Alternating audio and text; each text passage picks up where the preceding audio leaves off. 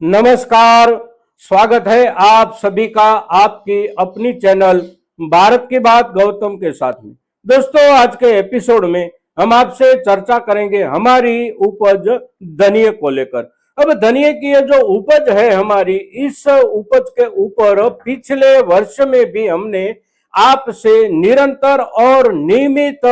चर्चा की है और चर्चा की शुरुआत पिछले वर्ष में भी जनवरी की शुरुआत के साथ साथ आपसे करने की थी, क्योंकि धनिये की जो उपज है ये उपज जो बोई जाती है और बोई जाने के बाद उसकी बुआई के रकबे के आंकड़े सामने आ जाते हैं, तो उसके आधार पर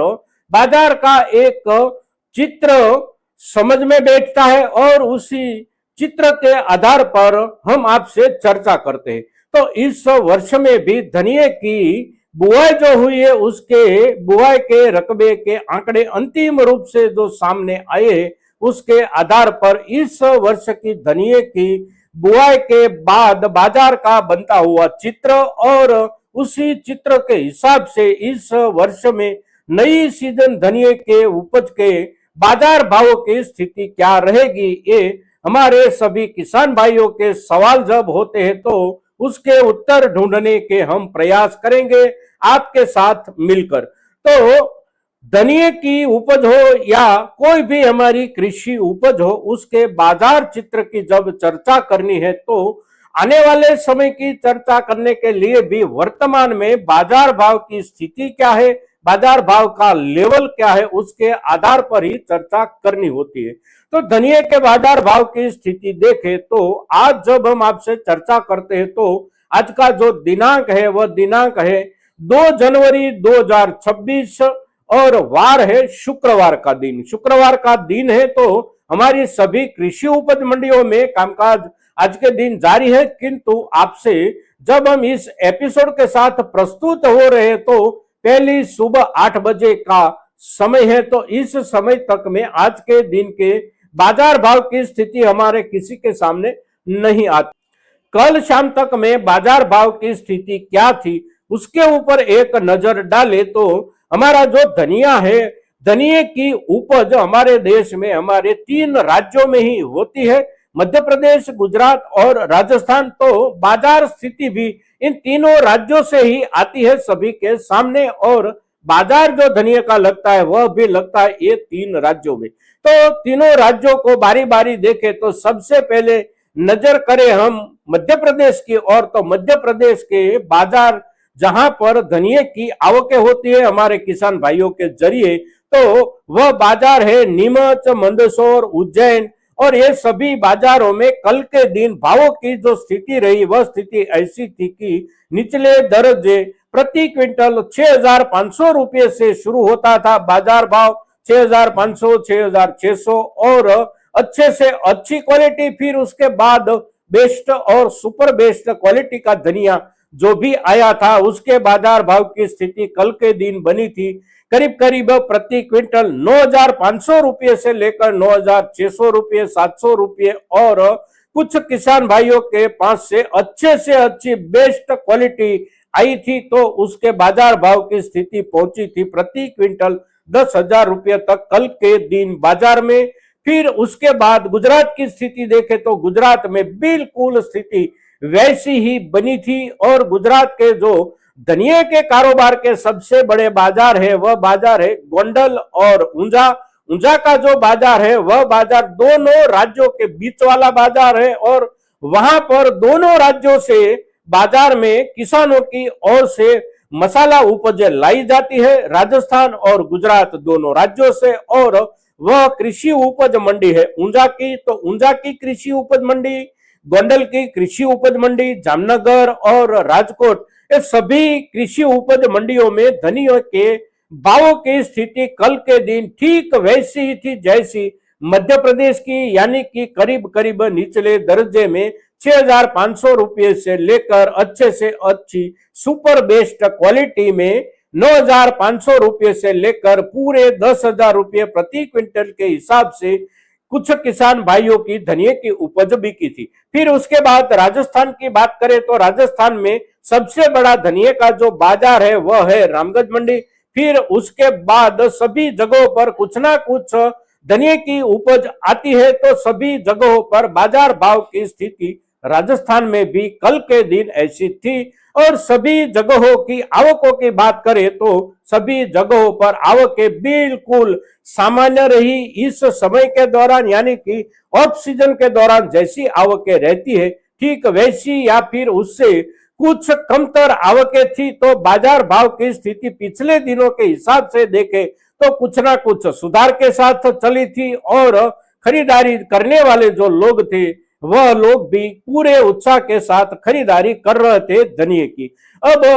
धनिये की आने वाली सीजन का चित्र अगर तैयार करना है, कुछ कच्चा चित्र जो भी तैयार करना है, उसके लिए सबसे महत्वपूर्ण हो जाता है इस वर्ष की धनिये की बुआई का रकबा। तो धनिये की बुआई के रकबे की अगर चर्चा करनी है तो हमारे देश में केवल हमारे 3 राज्यों में ही धनिये की बुआई होती है, मध्य प्रदेश, राजस्थान और गुजरात। और ये तीनों राज्यों में से अभी तक में धनिये की बुआई के रकबे के आंकड़े जो आए हैं वह केवल गुजरात की ओर से आए हैं, यानी कि गुजरात सरकार की ओर से ही इस वर्ष की सीजन की बुआई की जो शुरुआत हुई, यानी कि नवंबर के पहले सप्ताह से लेकर अभी तक में सप्ताह दर सप्ताह प्रगति रिपोर्ट के साथ साथ आंकड़े दिए गए हैं। किंतु राजस्थान और मध्य प्रदेश राज्य सरकार की ओर से अभी तक में सीजन की नई बुआई की शुरुआत से लेकर आज तक में मसाला उपजों की बुआई के रकबे के आंकड़े जारी नहीं किए गए हैं। तो वहां से कोई आंकड़े उपलब्ध नहीं है सत्तावार तौर पर, किंतु गुजरात की ओर से जो आंकड़े उपलब्ध है वह आंकड़े आए हैं पिछले वर्ष के मुकाबले कुछ घटकर आंकड़े आए हैं। अब पिछले वर्ष में बुआई इन दिनों तक में यानी कि दिसंबर अंत तक में बुआई का रकबा जो था वह गुजरात में था करीब 1,25,000 हेक्टेयर भूमि में धनिये की बुआई हुई थी। और इस वर्ष में दिसंबर के अंत तक में बुआई का जो रकबा वहां पर बना है वह बना है केवल 1,17,000 हेक्टेयर भूमि में ही धनिये की बुआई हुई है, यानी कि 8,000 हेक्टेयर से भी ज्यादा बुआई कम रही है। और ये जो बुआई कम रही है ठीक वैसे ही बुआई कमी के आंकड़े जब भी आएंगे तब ऐसी कमी के साथ ही आएंगे, फिर वह चाहे राजस्थान के आए और साथ साथ मध्य प्रदेश के आंकड़े जो भी आएंगे वह अवश्य कटकर आंकड़े आएंगे। अब कटकर आएंगे तो कितने कटकर आ सकते हैं, तो प्रतिशत में देखें तो गुजरात में जैसी प्रतिशत की कटौती देखी गई है ठीक वैसी कटौती या उससे कुछ ज्यादा बढ़कर भी कटौती आ सकती है राजस्थान राज्य की बुआई के आंकड़ों की, क्योंकि राजस्थान में इस वर्ष में बुआई के समय के दौरान गुजरात से भी स्थिति ज्यादा प्रतिकूल थी खेतों को लेकर और मौसम को लेकर। साथ साथ संसाधनों को देखें तो राजस्थान में धनिये की बुआई का जो रकबा है उस रकबे में ज्यादा से ज्यादा सिंचाई की जो उपलब्धि है वह उपलब्धि है नहरों के जरिए वहां पर सिंचाई की जाती है। और नहरों की स्थिति पिछले अंतिम समय की धुआंधार बारिश के जो 15 दिन बीते थे नवंबर की शुरुआत वाले, तो उसी दिनों के दौरान नहरों का जो स्ट्रक्चर था वह स्ट्रक्चर बहुत ज्यादा डैमेज हो चुका था और उसकी मरम्मत जो होनी चाहिए थी वह मरम्मत समय के हिसाब से समयसर नहीं हो पाई थी। तो वहां के हमारे किसान भाइयों को बुआई के समय के दौरान जैसे बुआई करनी होती है वैसी बुआई वहां के हमारे किसान भाई इस वर्ष में नहीं कर पाए हैं। और उसमें भी सबसे ज्यादा असर पड़ी हो बुआई के रकबे को लेकर तो वह पड़ी है दोनों मसाला पाक हमारा जीरा और हमारी धनिये की बुआई के ऊपर। तो राजस्थान से जो भी आंकड़े आएंगे वह आंकड़े अवश्य ही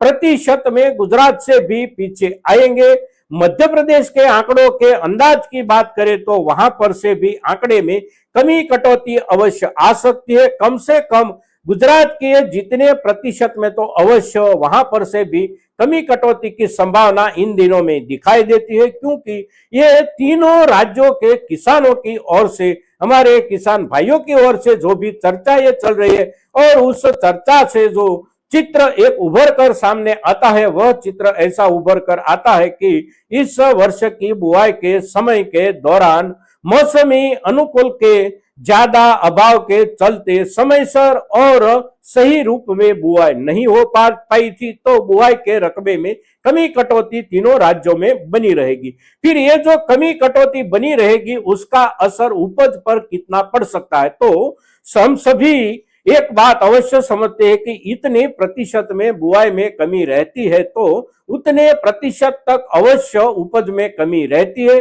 फिर उसके बाद पूरे समय के दौरान मौसम की स्थिति कैसी रहती है, मौसम की स्थिति पिछले वर्ष के मुकाबले अगर अच्छी रही, बहुत ज्यादा अच्छी रही, तो बुआई के रकबे के हिसाब से बहुत कमी उपज में नहीं आती, किंतु मौसम की स्थिति पिछले वर्ष के मुकाबले कुछ बिगड़ कर रही तो अंतिम उपज में ज्यादा कमी और कटौती बैठ सकती है। तो कमी और कटौती अगर बैठती है तो प्रतिशत में देखें तो करीब करीब 10% से लेकर 12% तक अंतिम उपज में कमी अवश्य बैठेगी। अब पिछले वर्ष में हमारी उपज धनिये की जो थी वह कितनी थी, तो बोरी में देखें तो करीब करीब 1,10,00,000 के इर्द गिर्द बोरी धनिया हमारे देश के तीनों राज्यों के किसान भाइयों ने मिलकर उपजाए थे। और उसे मैट्रिक टन में देखें तो मैट्रिक टन के हिसाब से करीब करीब 7 लाख मैट्रिक टन तक पिछले वर्ष में धनिये की उपज हुई थी। इस वर्ष में उसमें कमी कटौती अवश्य आएगी और कमी कटौती 8% से लेकर 11% या फिर 12% तक भी हो सकता है। अब धनिये की बाजार स्थिति जो बनी रहने की संभावना की बात करें तो इस वर्ष में अभी तक में बाजार में पिछले 3 महीने से जो सुधार चल रहा है और ये जो सुधार मिला है हमें, उस सुधार के पीछे अंतरराष्ट्रीय बाजार में धनिये की डिमांड जो निरंतर बनी रही और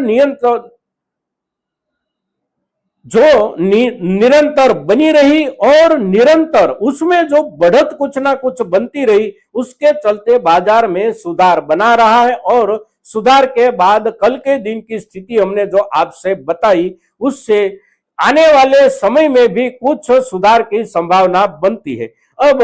अंतरराष्ट्रीय बाजार में धनिये के भावों की जो स्थिति बनती है, उस स्थिति ज्यादा से ज्यादा बनती है हमारे देश की धनिये की उपज के आधार पर, क्योंकि दुनिया में सबसे ज्यादा धनिया अगर कोई भी देश में पैदा होता है तो वह देश है हमारा देश। और हमारे देश के धनिये की पैदावार के आधार पर ही दुनिया के बहुत से देशों की धनिये की जरूरत की आपूर्ति होती है, तो उसी आपूर्ति में कमी बन सकती है और आपूर्ति में कमी बनने की संभावना के आधार पर अंतरराष्ट्रीय बाजार में भी कुछ ना कुछ सुधार की शक्यता और संभावना दिखाई देती है। अब नए वर्ष के बाजार की शुरुआत जब से होगी, यानी कि फरवरी से हमारे किसान भाइयों की ओर से धनिये की नई उपज बाजार में आने की जब शुरुआत होगी, तो उस समय हमारी उपज की क्वालिटी कैसी आती है, साथ साथ उस समय के दौरान अंतरराष्ट्रीय बाजार में धनिये की डिमांड, धनिये की जरूरत कितनी दिखाई देती है, उसके आधार से नए वर्ष के बाजार की शुरुआत होगी। किंतु शुरुआत अच्छी होने की संभावना सबसे ज्यादा है। फिर उसके बाद बाजार में कुछ ना कुछ और समय समय पर सुधार की संभावना भी इस वर्ष में दिखाई देती है। दोस्तों, तो हमारे जो भी किसान भाइयों के पास अभी अभी पिछले वर्ष की धनिये की उपज कुछ ना कुछ संचित संग्रहित है, तो उसमें से इस समय के दौरान अगर समय अच्छा लगता है तो कुछ ना कुछ हिस्सा अवश्य बेचे। कुछ हिस्सा अगर हम संचित और संग्रहित रखना भी चाहे तो आने वाले नजदीकी दिनों के लिए संचित संग्रहित रख सकते हैं। किंतु आखिरकार नई सीजन की शुरुआत के बिल्कुल नजदीक पहुंचने तक में हम अवश्य हमारी पिछले वर्ष की धनिये की संचित उपज के ऊपर कुछ ना कुछ योग्य निर्णय करते रहे। दोस्तों, आज के दिन धनिये के ऊपर जब इतनी विस्तृत चर्चा हम आपसे कर रहे हैं, तो ज्यादा से ज्यादा किसान भाइयों तक हमारी ये चर्चा पहुंचे बहुत ही जरूरी है और उसके लिए आप सभी के सहयोग की अपेक्षा के साथ जय हिंद, जय भारत।